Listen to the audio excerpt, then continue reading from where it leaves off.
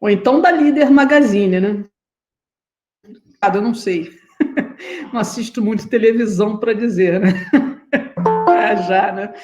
É isso aí. Então, já é Natal na Líder Magazine. Então, nós estamos assim finalizando esse processo, né, das aulas remotas. Na aula que vem, nós teremos a presença eu convidei, né, é o nosso último convidado, que é o Luiz Henrique. O Luiz Henrique, ele é doutor Voz, ele é orientado pelo professor Alexander.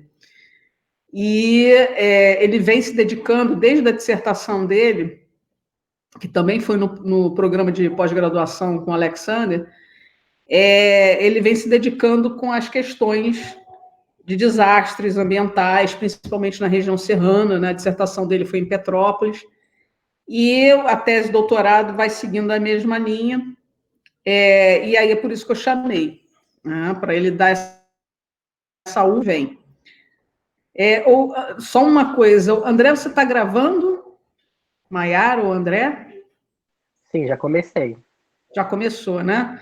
Eu vou deixar aqui, eu não vou gravar não, dessa vez não, porque eu preciso ficar atenta nas informações, então eu prefiro que você grave, né, ou a Maiara, se houver algum problema, você tenta me avisar, que aí eu faço a gravação por aqui também. Eu deixo a continuação da gravação, caso a tua internet interrompa, aconteça. Aí eu te ligo.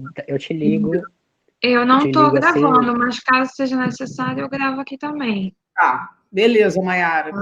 Faz esse favor, então, vocês dois, e qualquer coisa, ligar aqui pelo celular, né? E aí tá tudo bem, tá tudo certo, tá?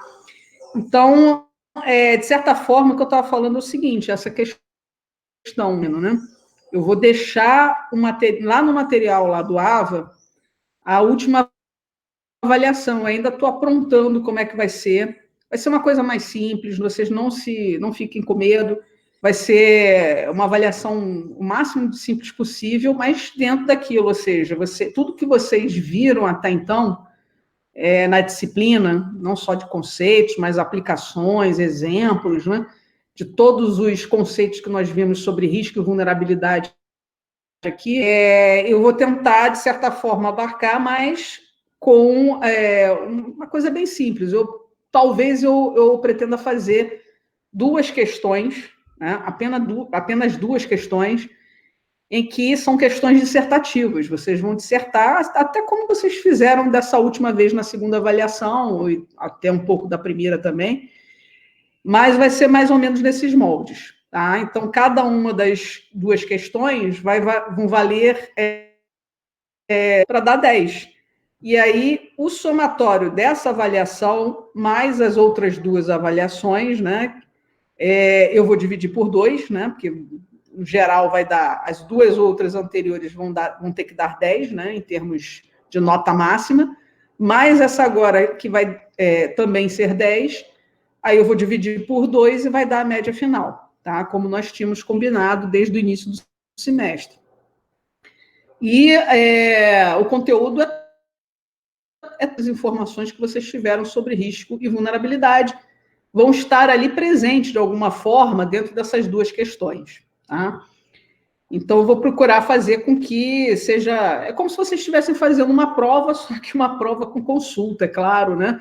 Uma prova remota. E aí vocês vão desenvolver essa prova, vamos dizer assim, essa atividade final, até a data, vão me entregar, né, até a data que vai ser a última aula, ou seja, a 13ª, que é no dia 8 de dezembro. Tá? Então, eu vou deixar disponível, a partir dessa sexta-feira, essas 2 questões lá no ambiente AVA. Então, vocês vão ter de sexta agora até a última aula, que é o dia 8, com essas informações. E aí,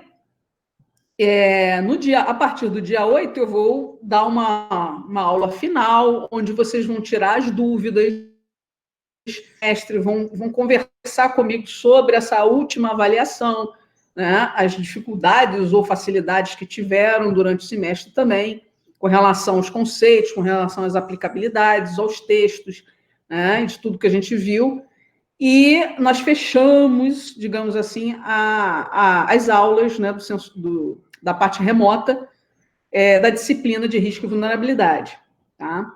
Bom, dito isso, voltando para a segunda, né, eu percebi, fazendo uma análise assim, do que eu já corrigi, por exemplo, dos 32 alunos, eu estou mais ou menos no 14º, indo para o 15º aluno de correção, né, da segunda avaliação. E eu percebi que a grande maioria desses que eu já corrigi, dessa metade de alunos que eu já corrigi, fizeram uso do mesmo texto, naquela questão que eu peço para vocês colocarem, pegarem na internet, enfim, no que foi dado até da disciplina, nesse contexto da disciplina, um texto que vocês buscassem pela internet e avaliassem isso, um texto de geoprocessamento,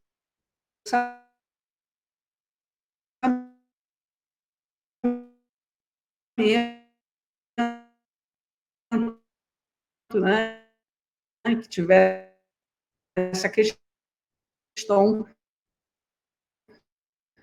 da vontade, da percepção. E aí, cada outro, tá? E uma interpretação, porque mesmo tempo isso é errado. Né? De certa forma, é errado, porque vocês estão fazendo, é como se fosse uma espécie de cola, cola virtual, né? Em que vocês conversam com o amigo, o que você colocou, qual foi o texto, o que você falou no texto, e aí copiou lá. Tá? Por que eu digo errado? Né? Pela questão mesmo ética, até mesmo na correção da resposta, eu estou avaliando isso, e não é interessante que vocês façam isso. Imagine, né? Vocês vão se formar em geografia, vão ter que ter opinião própria sobre aquilo que vocês estão observando, analisando, estudando e interpretando. A interpretação faz parte disso, né? De você interpretar com a sua visão, com o seu olhar, um olhar geográfico. E aí é complicado, né? Imagine, vocês daqui a pouco vão estar gerando a monografia, ou se já começaram a gerar a monografia, e existe uma coisa chamada plágio. Né? Vocês têm que evitar, né, a todo custo, de qualquer maneira, a questão de cópias de frases sem citações, né, sobre a informação. Não, tudo bem, Vinícius. Se você pegou o próprio texto que estava no AVA, não discutindo isso, né? Pertinente. Poderia, eu deixei isso a critério. Né? Plágio e a BNT são as coisas que mais assustam na hora, com certeza, Pedro. E imagine, você numa banca de monografia, chega o professor e fala, você plagiou, você copiou um trabalho de um outro colega já publicado, que já fez a monografia, ou que já está na internet lá, né, disponível, ou copiou frases, ou copiou autores e não citou esses autores, não fez a devida citação, seja na forma direta ou indireta. Né? E aí é complicado isso. Tá? Vocês estão no curso de geografia, cada um em um determinado período. Imagine, se esses que estão no final já do período estiverem cometendo isso com trabalho de disciplina remota, né? Imagine na hora da monografia, imagine tá? Também não tem tanto material sobre certos assuntos, considerando o volume de atividades que estamos tendo. Tem sim, Camir. Você tem material sim. Agora, como o Pedro falou, podia pegar até do AVA, algum texto que eu tinha dado. Era uma forma até de aliviar, entre aspas, o peso de vocês estarem com outras matérias e tendo que fazer também essa busca ou consulta de material, tá? Então, é o tal negócio, vocês são maduros o suficiente, né, para saber isso, saber que não pode fazer esse tipo de coisa, tá? Bom, eu não vou entrar em detalhes agora, senão vou passar a aula inteira comentando sobre isso. Não é necessário fazer esse comentário, mas eu estou fazendo para alertá-los sobre isso. E é preciso, né, que vocês façam realmente de acordo, tá? Na terceira atividade, por favor, né, se precisar citar um texto, consultar um artigo, uma publicação, um material na internet, façam a devida citação, tá? Tudo bem, Camila, eu sei que você não está justificando plágio, que você pode não ter cometido, enfim, não é isso. Eu estou dizendo assim, também, pelo amor de Deus, tá? Não me interpretem, né? Não interpretem de forma errada, tá? Interpretem mal. Eu estou querendo mostrar para que cometeu esse erro de ter pego um mesmo texto que o seu colega e ter, inclusive, pedido ajuda ao seu colega sobre a resposta, né, sobre a interpretação daquele texto, seja porque tenha feito rapidamente ou algo assim, não é legal isso, tá? Fica, né, notório isso quando você vai ler, quando você vai fazer as correções, isso fica notório. Então, não façam isso. Tem de um colega, o colega achou o texto lá na internet, beleza, não tem problema nenhum de ter achado o mesmo texto do colega, né? Mas a interpretação é sua, os comentários são seus, né? A forma de citar essas informações tem que ser da sua forma, do seu jeito, tá? E não cópias, ok? Então, por favor, né? O André está colocando aí ajuda, vocês podem mandar e-mail para ele, entrar em contato com o André, ele está, assim, sendo solícito nessa, né, tentando ajudar o máximo possível vocês, tá? E é uma informação que vocês precisam estar cientes, tá? E, de certa forma, conversar, não só comigo, né, mas com o próprio André também, com os dois, com a Maiara também, que está no doutorado, ela sabe disso, ela deu uma aula, inclusive, em projeto de monografia para mim, sobre a questão de pesquisa científica, né, como elaborar artigos, como realizar pesquisas de uma forma eficiente, sem cometer erros, né, ligados a essa questão formal, né, de não cometer cópias sem querer, às vezes é sem querer, vocês estão no início, né, estão ainda na graduação, então isso é normal, às vezes cometer um erro na hora de citar, ou um comentário, mas procurem fazer um trabalho próprio, do pensamento de vocês, com a cabeça de vocês, ok? Então, não tem problema, tá? Bom, vamos seguir adiante. Eu já perdi aí uns 10 minutos falando sobre isso, né? Do nosso início de aula tão apertado. Eu vou compartilhar com vocês, eu vou tirar meu vídeo para ficar mais leve, tá? E vou compartilhar com vocês a apresentação. Qualquer dúvida que vocês tenham, pode ir falando no chat, que eu vou deixar o chat aqui também minimizado, né, para não ocupar muito espaço aqui, a gente poder seguir com a apresentação, ok? Bom, vamos lá. Se vocês não estiverem vendo a apresentação, por favor, é só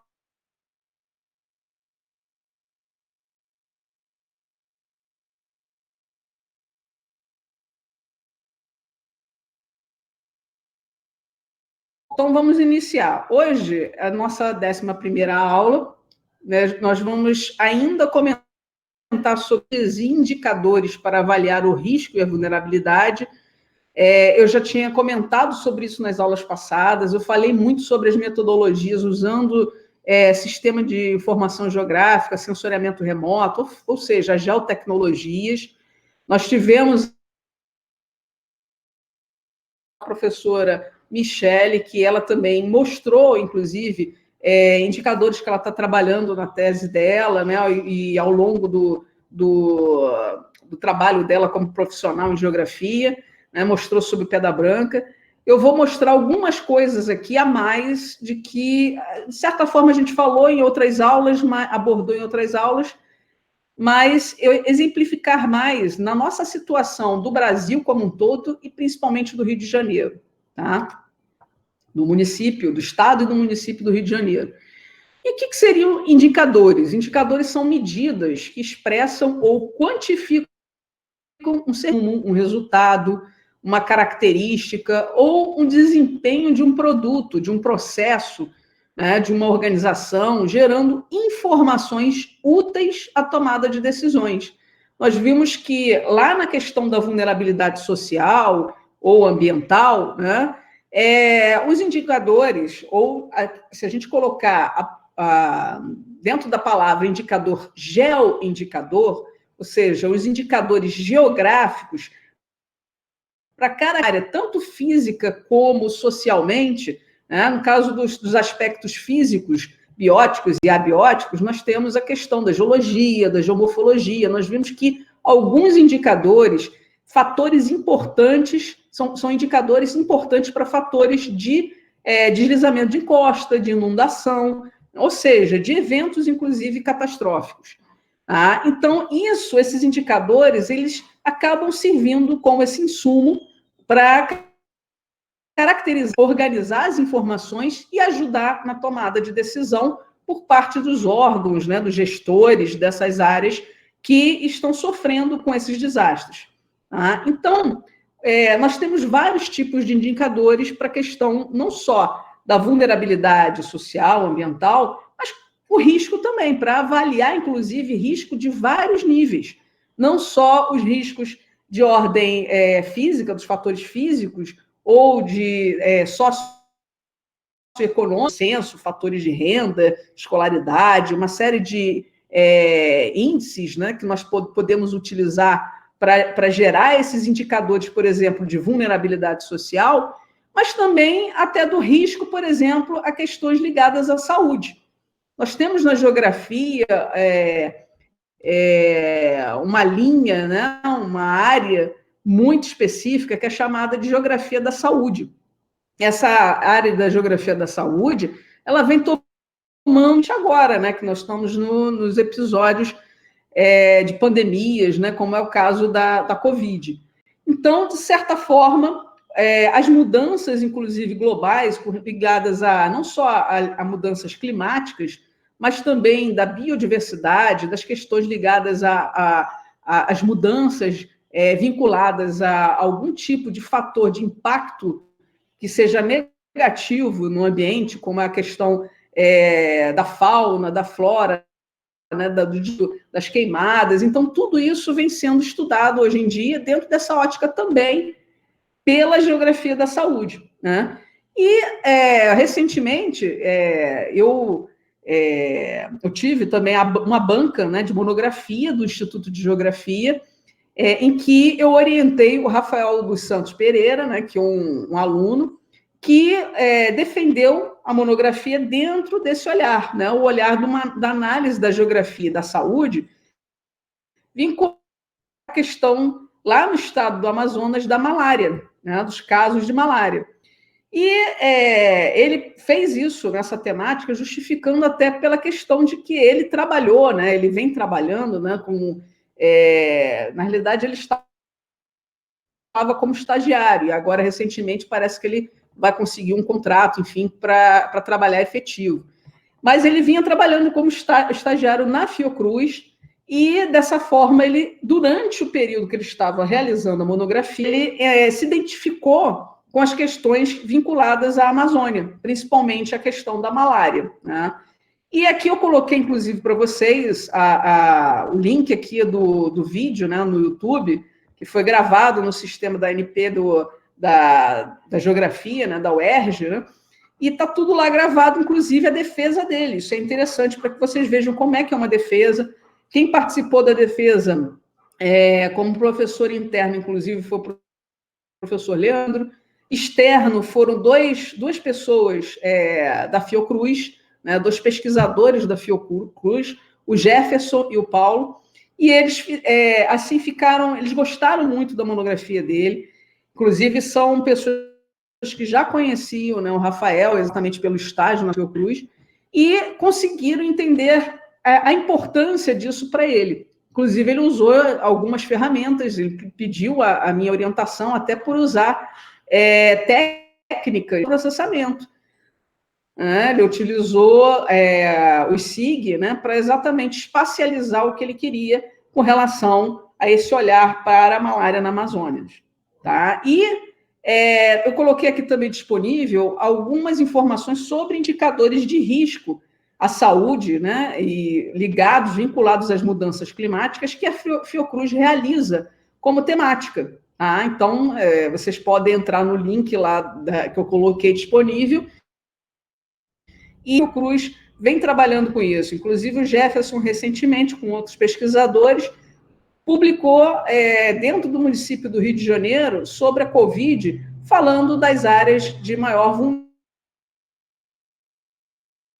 vulnerabilidade social. Então, eu acho importante vocês terem acesso a isso, ver as publicações que a Fiocruz realiza nesse critério. Tá? Aqui alguns exemplos do mapeamento que o Rafael fez.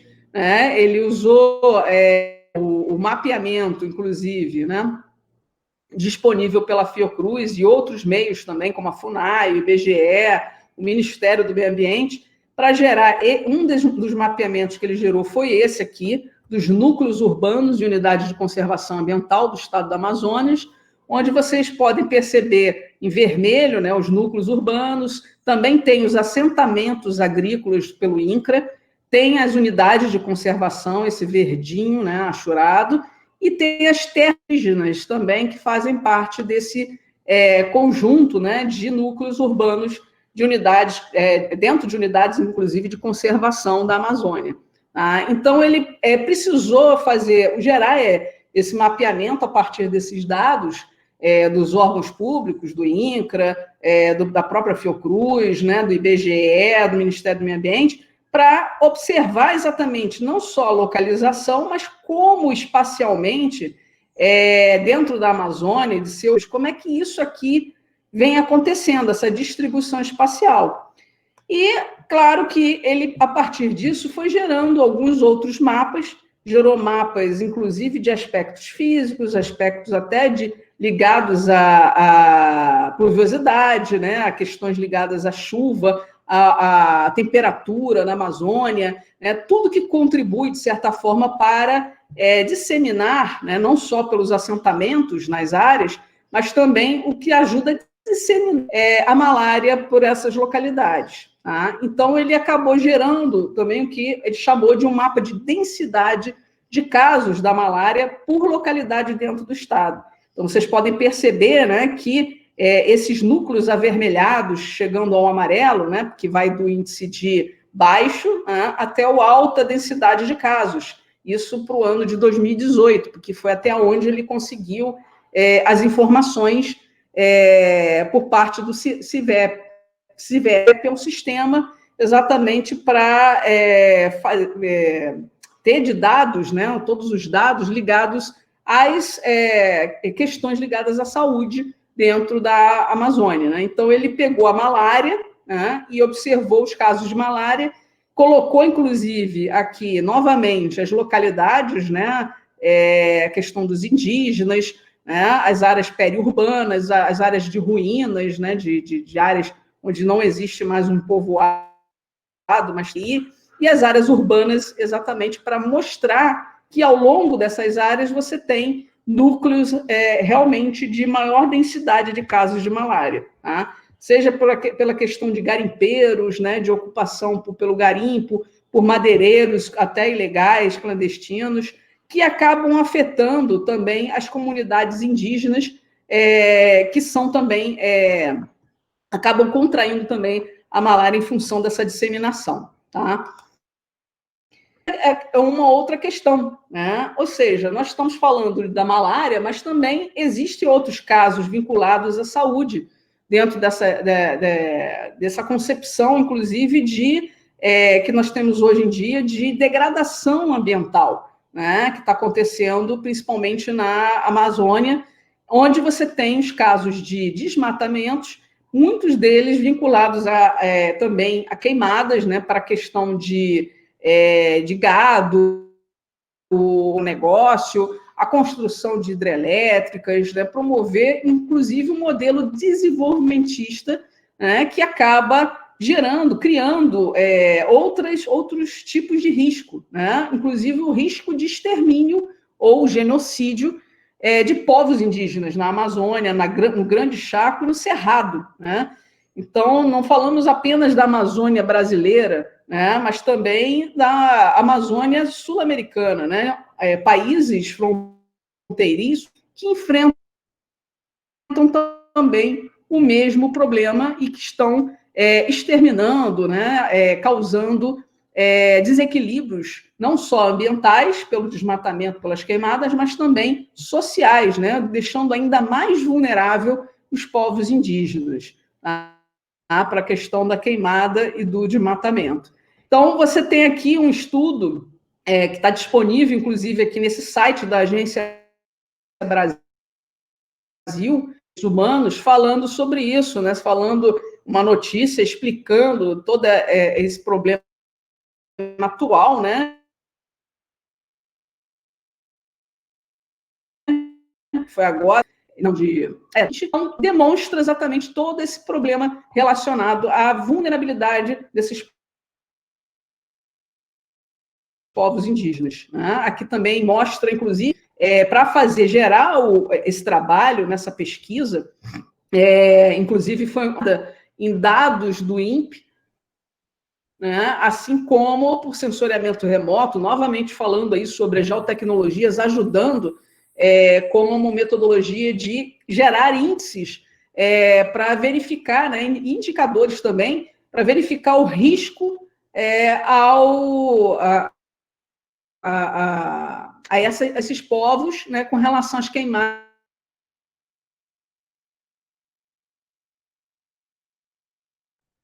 os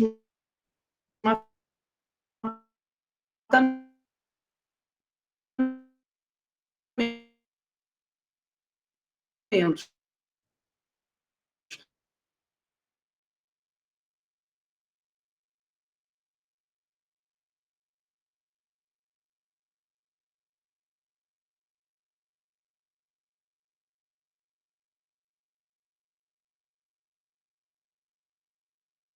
De problemas vinculados a esses focos de calor dentro de unidades de conservação que subiu enormemente, né? O percentual, né, muito alto, né, tanto do Brasil como também nos países fronteiriços, né, da Bolívia e do Paraguai. Então, esse tipo de metodologia, usando sensoriamento remoto, usando dados de órgãos públicos, né, e você conseguindo identificar dentro desses registros e comparar em anos diferentes, né, os resultados, mostrando que houve um aumento em termos de pessoas, né, ou seja, comunidades indígenas que foram afetadas, né, isso também traz à baila todo um problema relacionado também não só à queimada, ao desmatamento, mas também à vulnerabilidade desse povo à questão de contrair a Covid-19. Tá? Também são altamente vulneráveis a questões sanitárias. Né? E aí, aqui eu deixei também um outro artigo também da Agência Brasil, para vocês verem sobre essa questão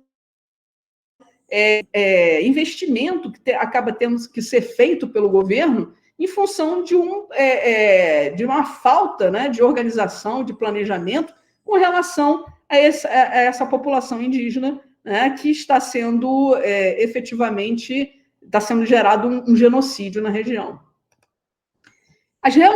Inclusive, esse estudo fala das recomendações como medida de proteção, como, por exemplo, planos de prevenção e combate que não foram realizados sobre a questão de desmatamento, e agora, então, piorou. Né? Nós não temos, efetivamente, esses planos de prevenção e combate. Né? O atual governo não produz uma política nacional designada para o manejo integrado das áreas de focos de fogo. Né? Assim como a sociedade civil e o Estado-nação também poderia sugerir, né, e fortalecer a formação de brigadas de incêndio, né, nesses povos indígenas para combate. Isso já vem até, de certa forma, acontecendo, né, nos episódios atuais, eles acabaram tendo que ser forçosamente criar, né, esse sistema entre eles, comunitário mesmo, né? Só que de forma a não ter um respaldo ou até mesmo um atendimento mais específico do governo, né? Então, eles acabam gerando isso, essa brigada, né, sem um efetivo, né, apoio e fundamental para isso. E em relação também aos organismos multilaterais, ele fala o artigo fala sobre a atuação mais incisiva em relação aos estados, da perspectiva desse combate ao incêndio e à destruição do território indígena dentro de unidades de conservação. Tá? E aí ficam aqueles efeitos paliativos, né, de distribuição de alimentação para os povos indígenas que recebem cestas básicas, dinheiro que vai para a FUNAI, públicos, e não chega efetivamente a gerar programas efetivos, porque o valor, inclusive, é muito menor, né, do que o necessário para conseguir abarcar todos esses povos indígenas na Amazônia. Bom, e aliado a isso, né, então temos a Covid, né, e as queimadas produzem também outras doenças, né, as doenças respiratórias que comprometem ainda mais para a questão da Covid-19. Essas doenças respiratórias crônicas, pela fumaça das queimadas na Amazônia, no Pantanal, elas acabam dobrando as chances, né, de internações, de doenças respiratórias e, ao mesmo tempo, também comprometendo a questão da saúde com relação à Covid. E os indicadores de risco, principalmente para as áreas mais vulneráveis, para a sociedade mais vulnerável, que são as crianças, né, e adultos também, com doenças crônicas, idosos, que são suscetíveis não só a essas doenças, a própria Covid, né, porque isso facilita ainda mais, se descontraírem Covid, de processos respiratórios que compliquem, né, a saúde dessas pessoas. Então, é um sistema, inclusive, que é difícil, né, de detectar e, ao mesmo tempo, também de você computar isso no banco de dados, nas informações sobre as mortes, né, inclusive dedicadas às estatísticas ligadas à Covid-19. Você nunca sabe se a pessoa, de fato, morreu em função dos problemas respiratórios, né, pela queimada, ou se foi realmente um complicador a mais pela Covid, por ter contraído a Covid. Então, você tem todo esse panorama, né, de riscos, né, e vulnerabilidades associadas a essa população nesses locais. Tá? Eu coloquei aqui também o relatório da Fiocruz sobre as queimadas na Amazônia e os impactos na saúde, as doenças respiratórias no sul da Amazônia, que aumentou significativamente nos últimos meses. Isso é um trabalho atual da Fiocruz. Tá? Tem aqui o link, né, para você baixar o artigo em PDF. E pesquisas no Observatório de Clima e Saúde da Fiocruz, né, no site também da Fiocruz, que vocês podem clicar, e também esse Observatório de Clima e Saúde, né, ele produz vários trabalhos, não só vinculados à Covid, outros tipos de doença, né, e de epidemias, e ligadas, é claro, também a pandemias. E o colapso hospitalar relacionado às doenças respiratórias. Né? Como eu falei, essas pessoas mais vulneráveis, tanto crianças como adultos, né, que são mais vulneráveis e suscetíveis a problemas respiratórios pelas queimadas, elas vão se somar aos casos de Covid nos hospitais e gerar todo um estresse, um problema relacionado não só aos dados estatísticos, mas também até a tentativa de minimizar ou melhorar as condições ligadas ao sistema de saúde. Tá? Então, tem aqui também um outro texto falando sobre os riscos de morte e colapso hospitalar respiratório. Tá? E nós temos, então, chegamos, então, a outra questão que eu já tinha falado anteriormente, né, que você tem associações de saúde no Brasil inteiro, né, feitas não só pela Fiocruz, como os órgãos como o Ministério do Meio Ambiente e o Ministério da Saúde, principalmente, né, você tem também, além da Covid, outros casos, né, de epidemias que surgem exatamente para complicar ainda mais a situação, né? E, muitas vezes, esses casos, né, de disseminação de vírus, né, acontece, muitos deles associados a eventos extremos, né, principalmente a indicadores, né, que propiciam eventos climáticos, meteorológicos extremos e que acabam propiciando uma série de problemas, né, vinculados à saúde, como o caso da dengue. Tá? Aqui tem um mapa, inclusive, um retrato, né, um mapa do retrato da dengue no município do Rio de Janeiro. Esse dado aqui você pode, inclusive, gerar mapas dentro dos critérios, né, que são adotados pela metodologia, espacialização da dengue no Rio de Janeiro.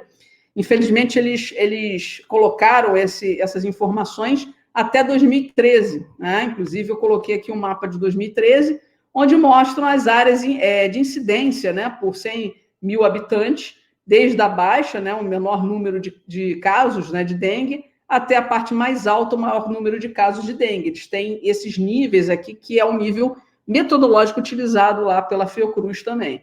Então, os casos são estudados dentro do município do Rio, você pode perceber que em eventos extremos, por exemplo, de chuva, que se você tem lá no sistema, né, quando você gera lá o sistema do mapeamento, você pode colocar, inclusive, quando ocorreu problemas ligados a deslizamentos, a inundações dentro da cidade.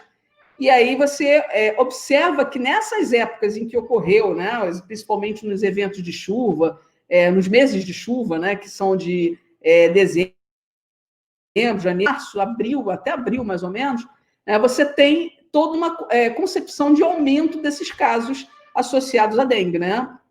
Então, os eventos climáticos ou meteorológicos extremos acabam resultando uma série de interrupções, inclusive no funcionamento do cotidiano, né, dessa sociedade, no caso do Rio de Janeiro, onde se paralisa, né, uma série de coisas, você perde, né, não só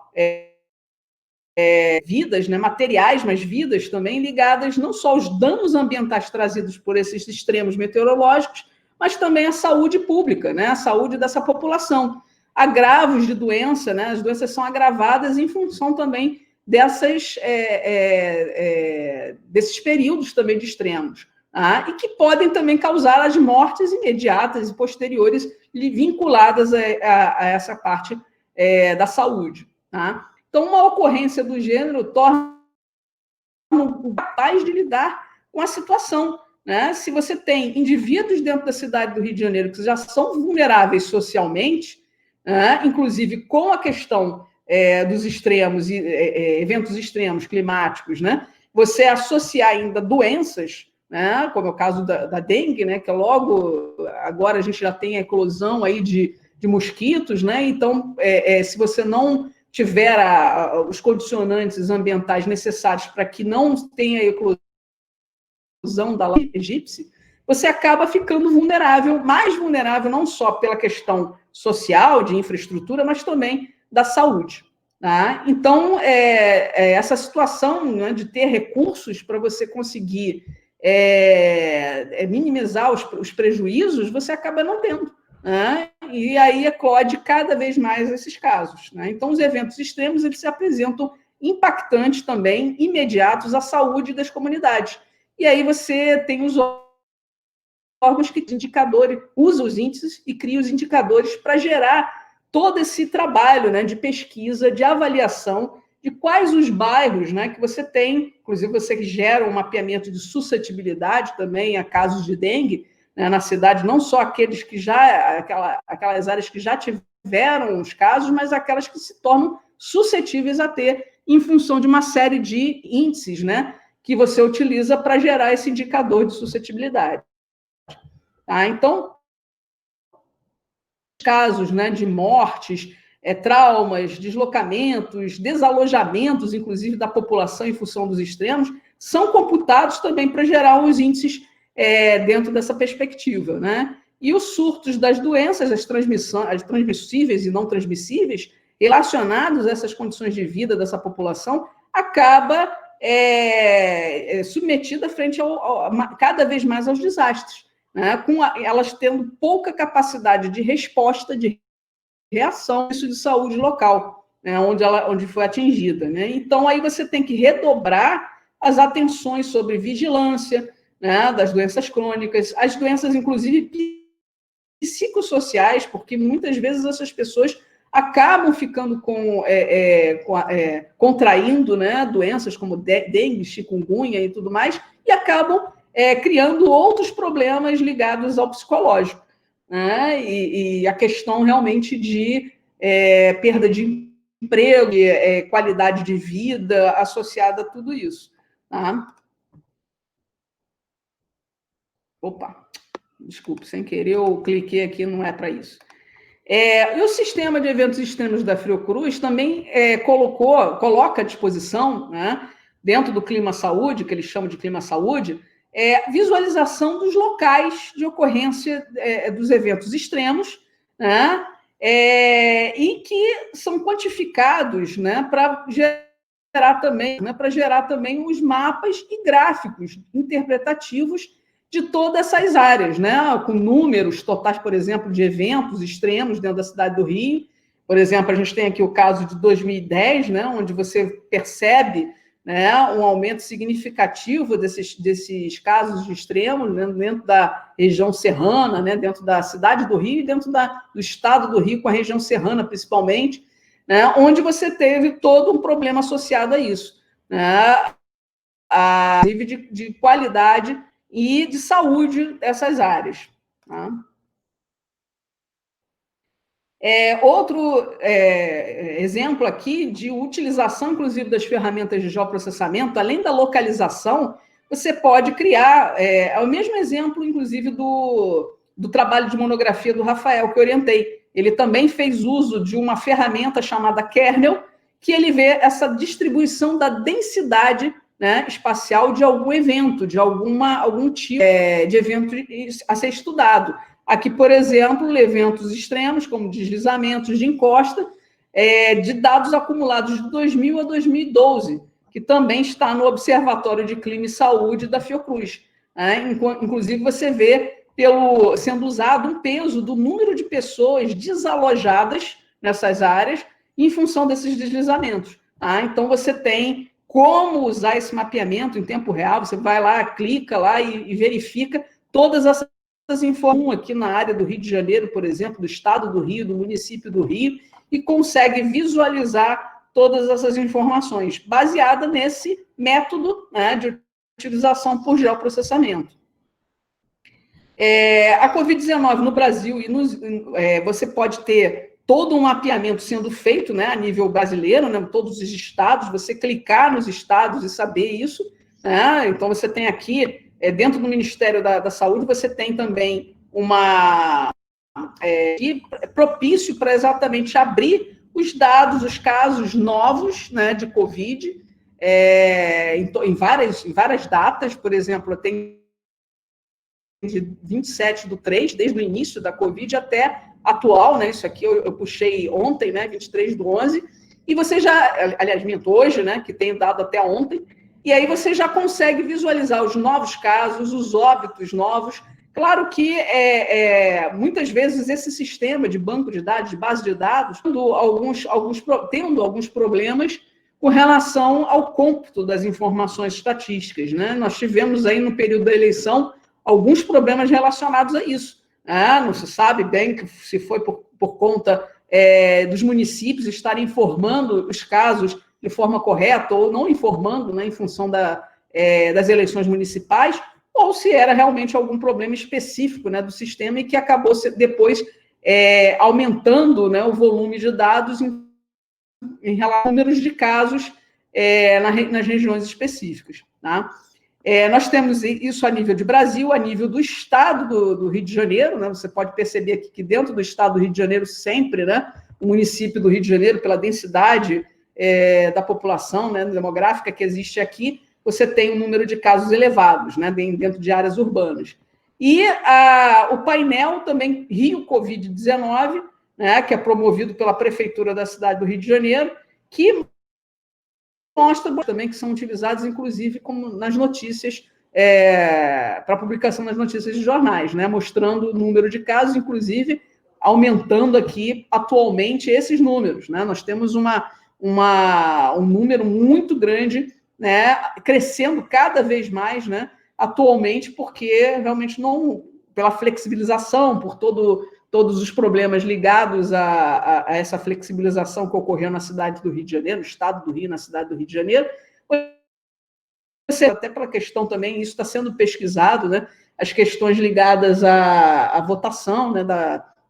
Das eleições, né? Da prefeitura, toda essa sistemática dos dados terem ficado sendo segurados, né? Para não tendo sido divulgados efetivamente dentro de um período de tempo, acabou acumulando a informação, mas, de qualquer maneira, é um dado preocupante em função de ter realmente um aumento significativo no número de casos e de mortes. Tá?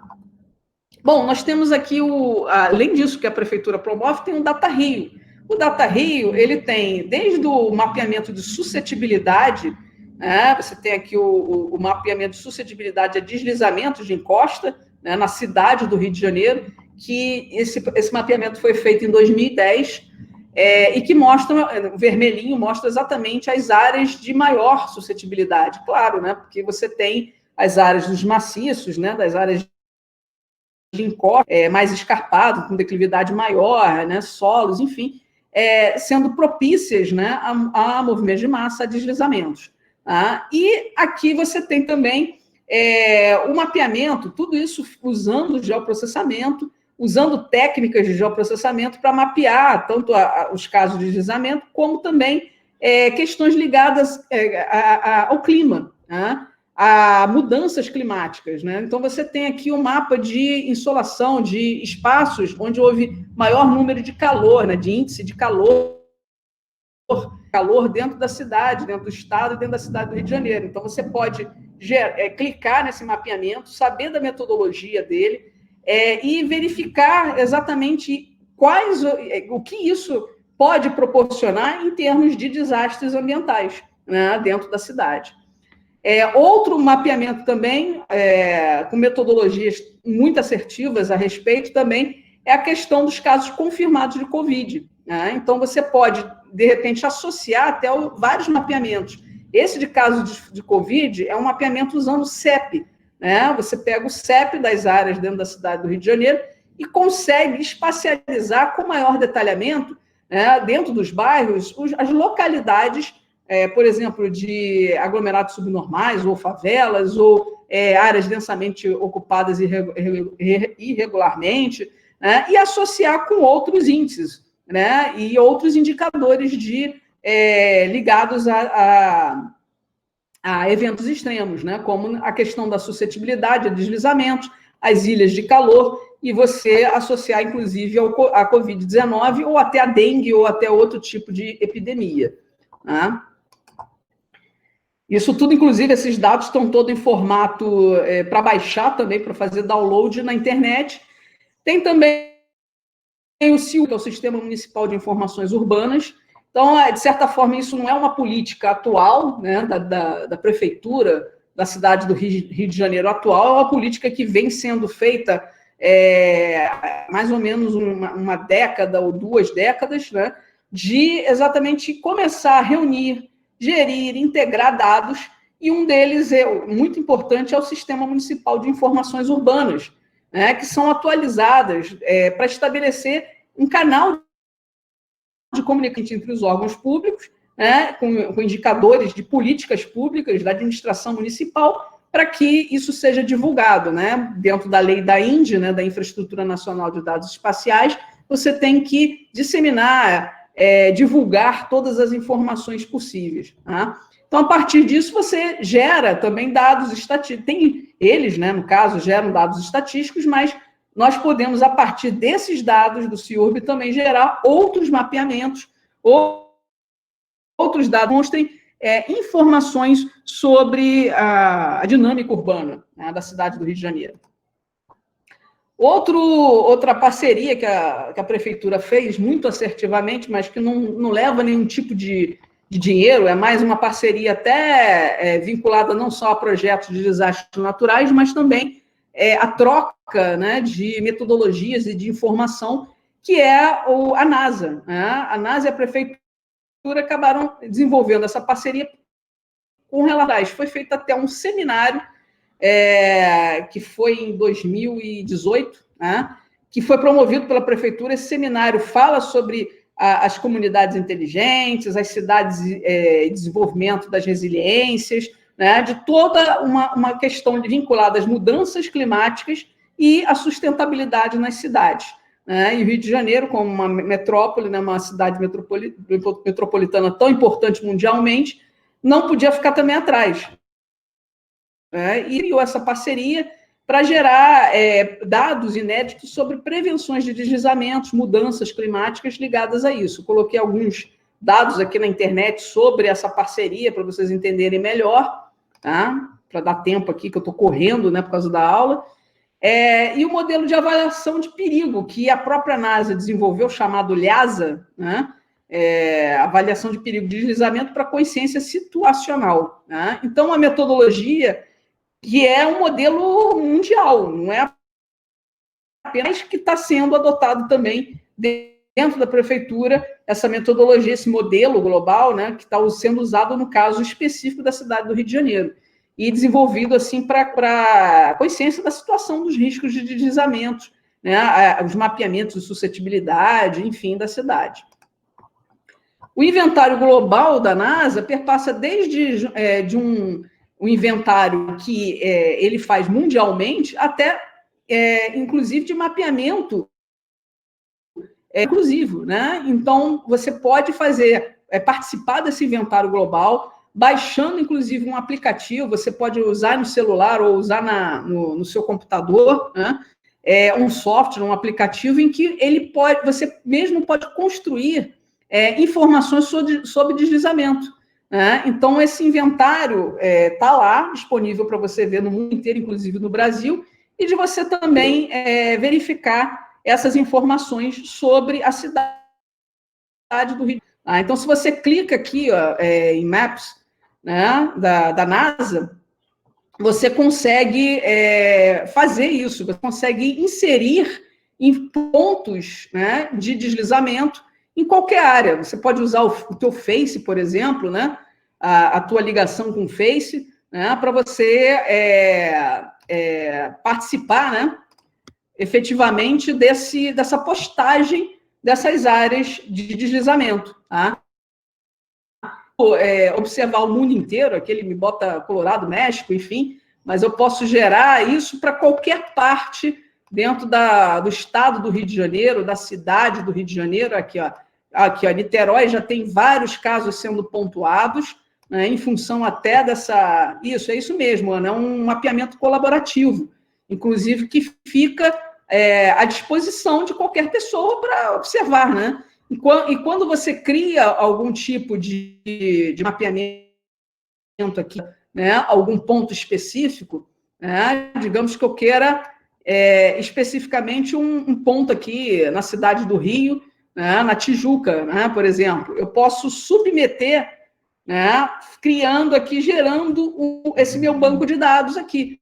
Eu posso colocar o endereçamento, né, rua fulano de tal, bairro tal. Posso botar um nome, um detalhamento no nome da informação, que é isso, né, sobre esse tipo de deslizamento que eu estou... um link até da informação, se eu tiver um link da prefeitura, alguma coisa que já foi constatado desse deslizamento, ou até de reportagem eu posso colocar. A data, né, que está aqui, 24 de novembro, eu posso também, se for alguma coisa pretérita, eu posso colocar aqui nesse dado. A hora aproximada, né, que aconteceu o evento, o título do evento, a descrição do evento, a localização, a acurácia, né, inclusive do ponto, né, o raio de ação dele, se foi a menos de 1 quilômetro, exatamente, né, naquele ponto, enfim. Então, tudo isso eu posso ir preenchendo e vai fazer parte desse banco de dados e reportar isso. Entendeu? Então, vocês podem observar que isso é usando geoprocessamento, geotecnologia. Tá? Então, é interessante usar esse mecanismo. O Gabriel está colocando, eu pensei nisso também, ou seja, seria um mapeamento colaborativo? Sim, seria um mapeamento, né? Você pode fazer uso disso para essa situação. No caso aqui, é vinculado a deslizamento, landslide reporter, né? Reportar os movimentos de massa ligados a deslizamento de encosta, tá? Por enquanto, eles não fizeram, ainda não tem para casos de inundação, pelo menos eu não percebi isso, né? Mas é interessante, né? Por exemplo, os órgãos da prefeitura estão usando isso aqui, esses dados também, para gerar suas informações a respeito da prefeitura. Mas se você tem também os órgãos ambientais no estado do Rio de Janeiro, como INEA, por exemplo, que vê questões também ligadas a inundações, né, não só para a cidade do Rio, mas para o estado todo do Rio de Janeiro, né, onde você pode mapear, que você tem várias localidades no Brasil inteiro. Né? Se você clica em algum dessas áreas aqui que já existem, vai abrir, porque eu estou no módulo aqui de reportagem, né? Mas eu abro também as informações referentes e posso clicar as minhas informações. Adicionei o ponto e clico aqui as informações relacionadas a esse ponto, tá? Não vou fazer isso porque, na realidade, eu não estou querendo fazer agora, tá? Então, esse é importante, né? O NASA Landslide Viewer, né? Que é o visualizador, também existe para a cidade já sendo usado pela prefeitura, tá? Então, você tem aqui, ó, desde da metodologia, né? Do uso dessa ferramenta, né? Da modelagem, até o link, né? Da NASA, que permite você observar isso com relação a todos os tipos de desastres, inclusive aqui, ó, já tem aqui, ó, muito por chuva, impactos significativos, né? Vem mostrando ciclones, inclusive, né? Não só para uso também de áreas de deslizamento, mas vem também usando essa mesma metodologia para desastres de um modo geral, ó, ciclones, né? Inundações, tem aqui uma parte a inundações, mas é mais artigo, né? Especificamente falando, né? Deslizamento de terra, né? E aí você vai podendo observar uma série de informações, ó, incêndios florestais, né? Onde você consegue identificar isso mundialmente. Tá? Então, de certa forma, esse tipo de mapeamento, né? Que você pode gerar baseado na NASA é interessantíssimo, né? Para você gerar modelos, né? Informações não só para usar no mundo inteiro, avaliar isso, né? Saber se está realmente sendo efetivo. Tá? Isso aqui é o exemplo que eu tinha mostrado, né? De que qualquer cidadão pode reportar o ponto de deslizamento usando essa informação. E aqui a bibliografia complementar de consulta que eu deixo à disposição, vou deixar lá no AVA para vocês, né? Essa apresentação, para vocês clicarem e saber, né? Tem trabalhos em artigos sobre risco, né? A Solange Guimarães, que falou lá, que tem aquele livro, e-book, né? E desastres, mapeamento geoecológico de suscetibilidade à ocorrência de incêndios. Então, esse aqui eu tirei porque foi feito em 2009, né? Pelo Gustavo Manuel, Gustavo Mota e o Pedro Henrique, né? O Gustavo, ele, inclusive, fez a dissertação dele sobre isso, né? Ele é professor lá da Rural, e ele mapeou, né, o maciço da Pedra Branca contra a ocorrência também com indicadores sobre a ocorrência de incêndios. Né? Essas duas publicações, tanto no anuário de lá do FRJ, como também no Simpósio Brasileiro de Censuramento Remoto. Tá? Bom, é isso, basicamente, que eu queria informar para vocês. Se vocês quiserem perguntar alguma coisa, tá? Pode perguntar, agora é a hora, né? Eu vou deixar aqui, para se de repente vocês quiserem ver alguma coisa da apresentação, que eu fale alguma coisa a mais, né? Vou colocar o meu vídeo aqui. Pessoal, vocês teriam alguma pergunta, alguma definição, vocês acharem interessante, né? Essa questão do mapeamento colaborativo, né? Isso é uma coisa muito importante. O Bruno aí estava querendo, né, informações sobre isso, a NASA já está fazendo, né? Então, você tem aqui, inclusive, não só esse link aqui, mas esse outro aqui, né? Explica toda a metodologia, né, do mapeamento feito, tá? A missão, né, que é construir um inventário global aberto desses deslizamentos, né, e vocês podem até fazer contato, né, claro que teria que escrever em inglês, enfim, informar os deslizamentos aqui, por aqui, e eu acho que é muito interessante, né, vocês perceberem, né, que esses mapeamentos globais e os nossos, né, principalmente na cidade do Rio de Janeiro, são viáveis de serem feitos, né? É só você ter conhecimento em geotecnologia e tudo mais, vocês podem até fazer isso aqui até no Google, né? Criar o seu próprio mapeamento, por exemplo, de áreas de inundação, né? Participativo, colaborativo, né? Onde você vai colocar os seus pontos, né? de visualização de deslizamentos, né? Uma comunidade inteira dentro da cidade do Rio de Janeiro, inclusive, pode fazer isso também, pode ser capacitada, inclusive, a fazer esse tipo de mapeamento. Então, eu acho que o importante é vocês terem essa coisa que é viável, é possível. Tá? Parabéns para a NASA, Eliane. É isso aí. A NASA sempre, né, foi um órgão norte-americano que sempre funcionou, né? E tem boas iniciativas, boas propostas que, graças a Deus, estão sendo aplicadas, né? Exemplo, eu presenciando um deslizamento e reportando ali automaticamente, já entra no sistema, sim. Você vai estar tudo online, Ana. Clicar ali no sistema, isso aqui é tudo online, né? Tudo que eu mostrei aqui, né, dessa informação aqui no sistema, eu estou fazendo na internet, né, online. E aí ele entra. Né? Eu estou aqui, ó, logada, né, como Vivian Costa, e estou contribuindo como Vivian Costa para essa questão do deslizamento. Eu loguei no Face, usando o meu Face. Né? Então, qualquer inscrição que você tenha dentro da mídia, né, social, da internet, Face, Google, Google Gmail, né, no caso, aí você consegue fazer isso. Tá? E em tempo real vai para eles. Isso tudo usando a tecnologia de mapeamento online da ESRI, né, do ArcGIS.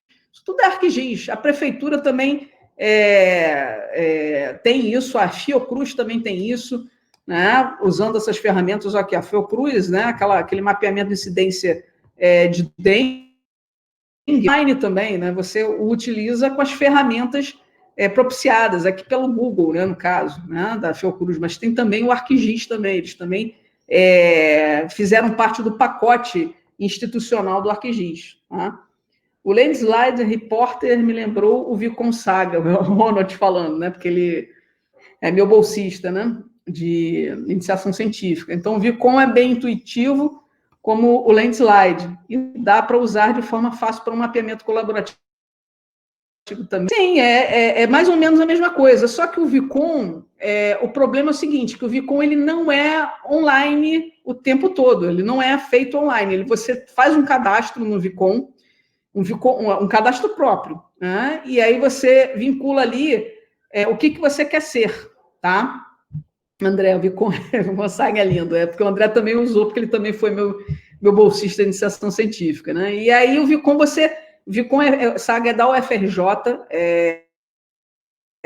né, é feito pelo professor Xavier, né, pela equipe do professor Xavier, e ele tem essa proposta de você utilizar, inclusive, para Android, né, em mobile, né, em celular ou tablet, né, você vai no campo e você clica ali, cria um ponto e vai colocando as informações. Isso mesmo, André. Depois você disponibiliza para os alunos esse artigo, né, que ele fez, porque ele usou para geodiversidade. O que é geodiversidade?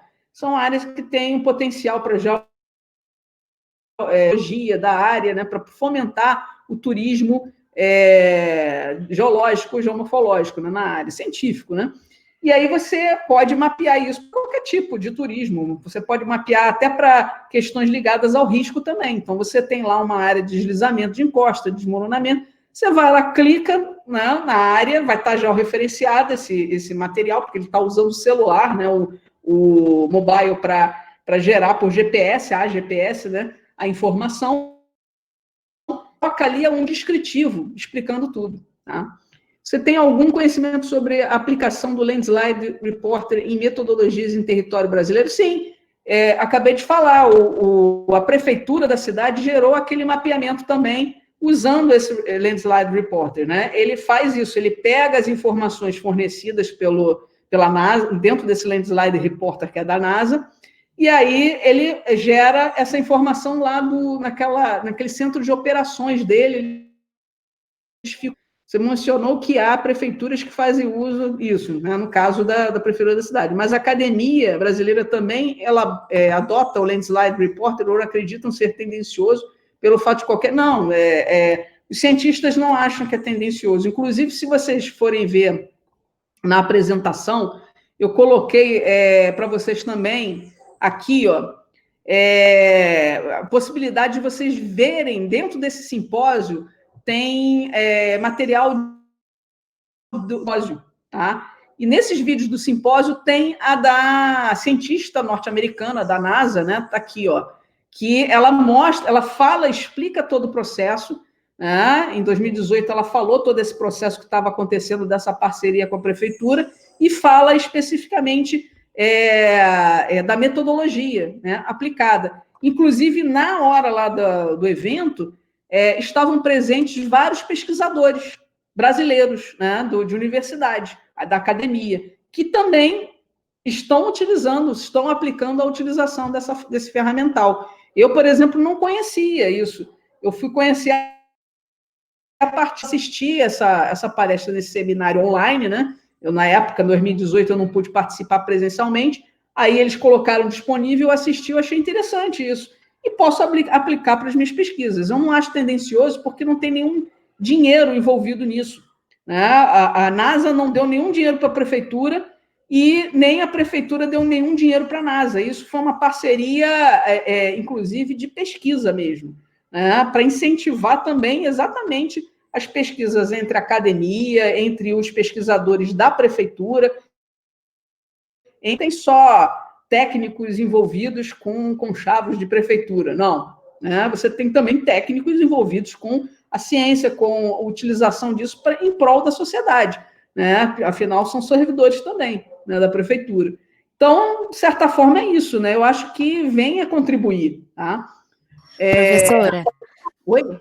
Posso só acrescentar mais uma coisa no que a senhora falou? Eu acho que foi o Patrick que perguntou. Inclusive, Patrick, um dos pesquisadores que conseguiu essa parceria, ele é Felipe Mandarino, se eu não me engano. Eu vi a apresentação dele, eu acho que o André também estava na apresentação dele, e ele, como geógrafo, explicando sobre isso, eu achei super surpreendente, eu achei super legal, e quando eu assisti essa apresentação, acho que estava no segundo para o terceiro período, e foi isso que me atentou às geotecnologias e a aplicação delas, sabe, de diversas maneiras. E ele falou que uma das ideias que eles tinham era você estar fazendo exatamente o que a professora apresentou, e também depois levando isso para a sala de aula, para as crianças das escolas públicas municipais. Super legal. Eu só estou acrescentando, professora, porque eu lembrei da apresentação dele. Desculpa. Isso é muito legal, na verdade. Gostei. Não precisa dizer. Eu estava pensando justamente nisso, né? De aplicação para a população mesmo, inclusive para as escolas. Escolas. Exatamente isso. Olha, tem tudo a ver, Patrick e Ana. Tudo a ver com as escolas, né? O incentivo que a gente tem que ter, né, nós da academia temos para também contribuir, né, para a sociedade, é importantíssimo. E para de geografia, isso é um ferramental maravilhoso. Eu estou agora com um projeto de extensão, né, que eu estou fazendo remotamente, infelizmente, porque não tem outro jeito, e a intenção é fazer com as escolas, né, com os professores, capacitar. Eu não gosto de usar a palavra capacitar, é uma troca, né? Com os professores que podem utilizar em sala de aula esses recursos geotecnológicos. Né? Podem utilizar dados que estão aí disponíveis na internet, né? Tanto dados passando desde o Google Earth, a simplicidade que é o Google Earth, desde um celular, né? A simplicidade também que você pode ter dentro do celular, sabendo como utilizar esses aplicativos, né? Claro, e, ao mesmo tempo, também utilizando isso como um mapeamento colaborativo. Imagina todos os alunos da escola entendendo a importância, né, de gerar mapas de incidentes ou de áreas onde teve algum tipo de... desde a questão do risco de deslizamento ou ligados à violência, à criminalidade, ao problema de fome, de miséria, enfim, tudo isso pode ser utilizado, né, para questões de vulnerabilidade de um modo geral, né, não só vulnerabilidade social, mas também a ambiental de um modo geral. Então, quer dizer, eu acho que é importante fazer o uso dessas geotecnologias. Tá? Gabriel colocou aqui, para quem tiver interesse, vai rolar um workshop gratuito de produção de mapas em geoprocessamento. Eu não sei se mas acho que quem tiver interesse vale a pena conferir. Boa, o Gabriel, vamos ver esse ClickGeo aqui, né? Deixa eu ver aqui se vai entrar. Ah, beleza. Ah, tá, é do Anderson Medeiros, né? Workshop de produção de mapas de geoprocessamento. O Anderson Medeiros, ele é geógrafo, né? E ele tem essa visão também interessante de mostrar treinamentos, né? Em SIG, né? Ele utiliza muito o QGIS, que é um software livre de geotecnologia, né? Que dá para vários fins, né? Então, eu acho que é interessante, sim, participar, né? Não sei se ele está botando 100% gratuito online, então eu acho que é interessante para quem, vocês, principalmente da graduação, né, que não estão tendo agora o geoprocessamento, mas que se interessam pelo assunto, que querem praticar, que querem desenvolver alguma coisa, é interessante, sim, participar desse evento dele, desse workshop. Obrigada por compartilhar, né? André, envie ao seu e-mail o trabalho que a professora Vivian sugeriu. Tá, questão 5, Marcelo. Por nada, Eliane, eles vão utilizar o QGIS como referência, que também é um problema. Isso.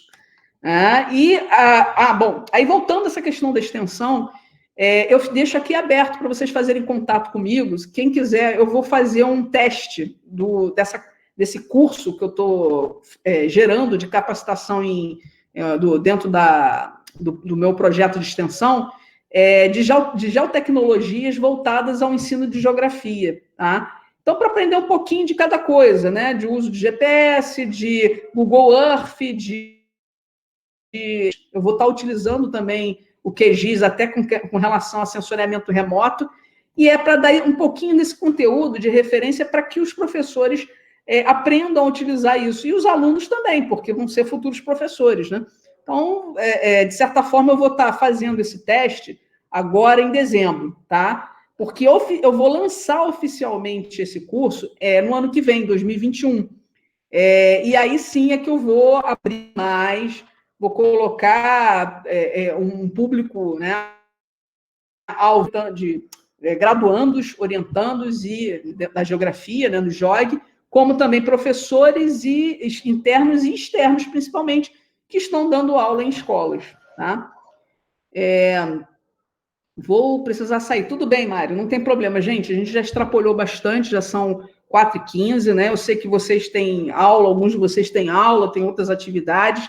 Então, eu queria agradecer. Se vocês tiverem mais algum questionamento, depois a gente pode conversar, até pelo AVA mesmo, mensagens do AVA, e eu recebo pelo e-mail, depois eu respondo lá pelo AVA mesmo, não tem problema, tá bom? Ana, obrigada a você, obrigada a Patrick, todo mundo que contribuiu, Gabriel, tá? Todo mundo que contribuiu aqui nas atividades, tá? Ronald, enfim, Pedro, Eliane, uma série hoje todo mundo contribuiu de alguma forma, né? E muito obrigada, até a próxima aula, até terça-feira que vem, não esqueçam, tá? No AVA, a atividade que eu vou colocar aqui, a final, e para vocês já começarem a fazer durante o final de semana, né, no horário que vocês têm do assíncrona, né? E terça-feira que vem a gente vai ter a presença do próximo professor que vai finalizar a parte do conteúdo, né, com o professor Luiz, tá? Luiz Henrique, ok? Beijão para vocês, tudo de bom, uma ótima tarde e até terça-feira. Tá?